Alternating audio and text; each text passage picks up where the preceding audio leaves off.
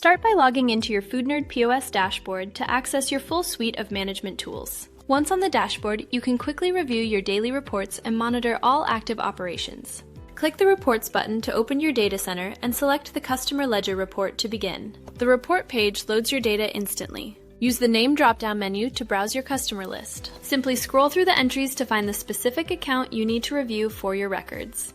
Click the Filter icon to refine your view. Select your start and end dates using the Calendar tool to isolate specific time frames. This ensures you only see the precise data required for your current analysis. After clicking Search, your ledger populates with detailed transaction history. You can easily track your closing balance, invoice numbers, and individual sale amounts across every column. Reviewing these totals helps you maintain accurate financial records for every customer interaction.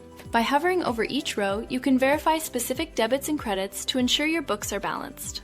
This clear visibility into your ledger data empowers you to make informed business decisions with confidence every single day.